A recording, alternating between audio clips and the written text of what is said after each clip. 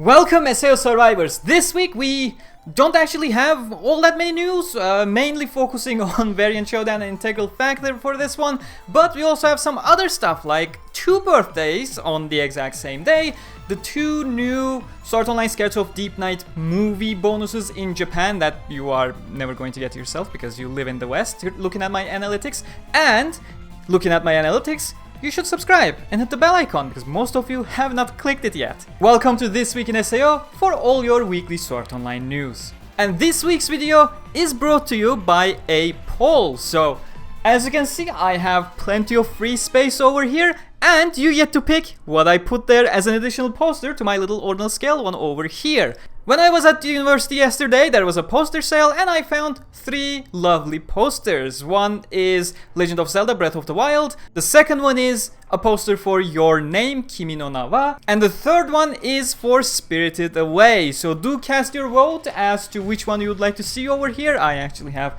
place for all 3, but I am only gonna put one because I don't want to put stuff with sticky stuff over here and then potentially ruin the posters when I have to take them back to Turkey eventually, whenever that's gonna happen. So I'm only gonna put one. The rest are over there staying safe and sound. That one should take care of the engagement stats when YouTube is suppressing my channel. Either way, we're starting with the Scherzo of Deep Night news, of course. The Week 7 bonus was, well, it still is up until the 9th. If you're in Japan, you go to the theaters, you're gonna get this one, is a behind the scenes booklet.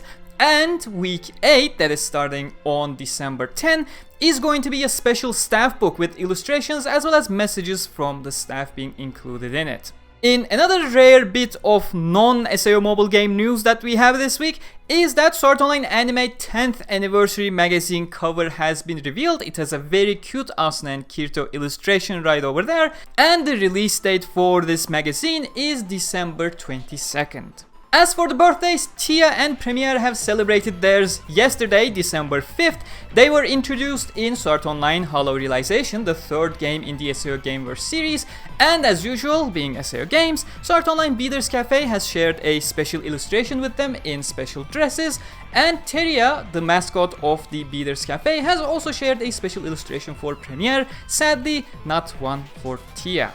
But quite quickly we have reached the final portion of our This Week in SAO actually. We're starting with Variant Showdown. Eugeo and Alice have been introduced into the game with their own units. Currently their pickup banner is going, so if you want them, go ahead and grab them. And do keep in mind, this is the final day for the Shinon pickup banner that we currently have active. If you do want to get some Shinon skills, do try it out, and wish you all the good luck for that SSR Shinon skill. Tomorrow, on December 6th, this banner will be replaced with a new Asuna banner called Heartfelt Sword Asuna. The notice board announcement makes it sound like it's a Scherzo unit, which gets me worried a little, in my opinion. Should have been a customization option for the progressive Arya unit that we have with the red hood. You know, getting multiple different versions of more or less the same unit, just a slightly different paint job. I don't like that happening every single time within 2 weeks. Like, come on.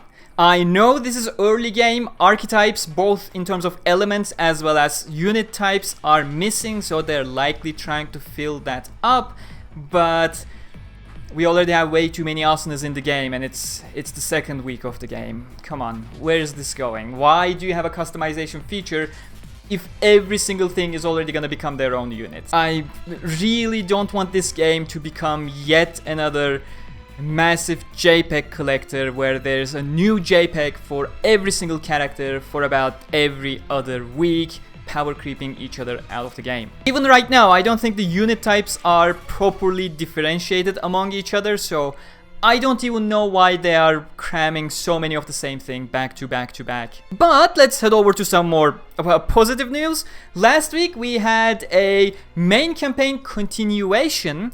Now the notice board advertised chapter 2 of the main campaign coming, and they both did deliver and did not deliver, and I kind of blame their weird story slash gameplay mismatch that's going on. The structure is a bit weird in this game. So what happened is the missions have been introduced as chapter 2 missions, so they go 2.1, 2.2, 2.3 up to 2.8. but the actual story bits that got introduced under the story tab, they are 2 additional parts to the chapter 1 story, so that's where the confusion is coming from. It was a nice little story addition. It's just 2 parts, it's not long, less than 10 minutes. Layla is finally getting introduced to the main cast that we have over there. It's really nice small interactions, but still nothing much is happening in the story, and I'm looking forward to just ramping up, you know, give us what's actually happening in the story. Aside from that main campaign continuation, we also had the Skull Reaper event being implemented into the game. The Skull Reaper, he's a bit too large to fit on the screen, which makes it cumbersome to play. The telegraphed attacks, they are telegraphed nicely, but you are so close to this giant thing that is hand movements with the sights. It's just hard to see when he's actually doing which attack, which makes the timing quite painful to get in time. But aside from that, it also came with a story, but unlike the Gleam Eyes event, this one was an extra story, so it didn't quite mesh with the main campaign of the game either. It just felt a random excerpt of some sort. Again, the story structure of the game still makes me scratch my head as to what is happening. So I am really hoping they will integrate things a little bit more properly. You know, we don't need 50 different story headers without clear descriptions as to why they are separated that way. And I am looking forward to seeing them get things a little bit more under control, a little bit more proper structure, and this can happen. Like, the game is already functioning so much better on my phone in the past couple of days of maintenance and updates. You know, things can look good if they actually make it look good. Come on.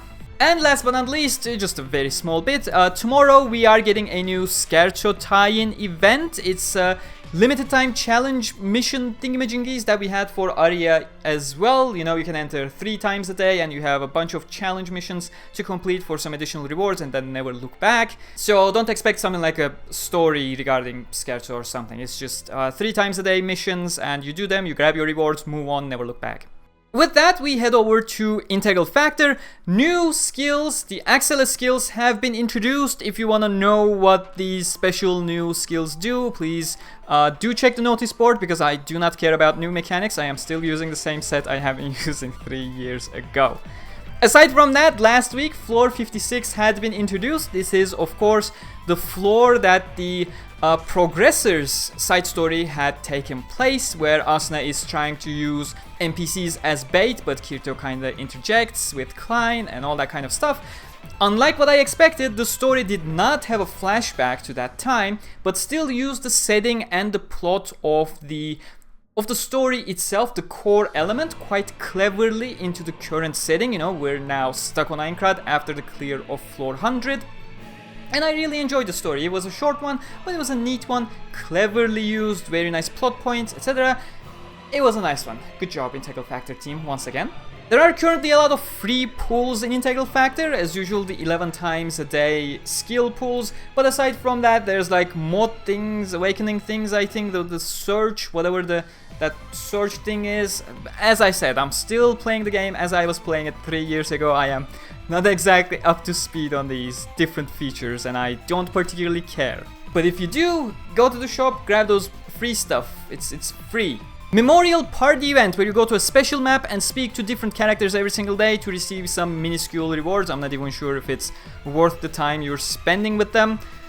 There's the 5 times XP on character quests right now, so if you want to grind XP, this is like the best event there is to actually grind XP, aside from those 20 million Shilika events.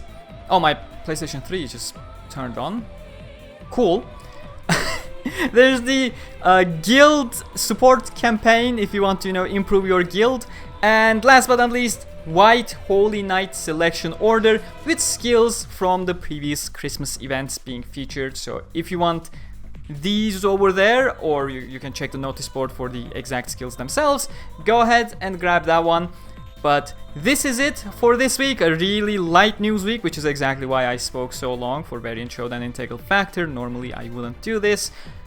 But yeah, hope you enjoyed. I will see you all next time, and until then, stay cool.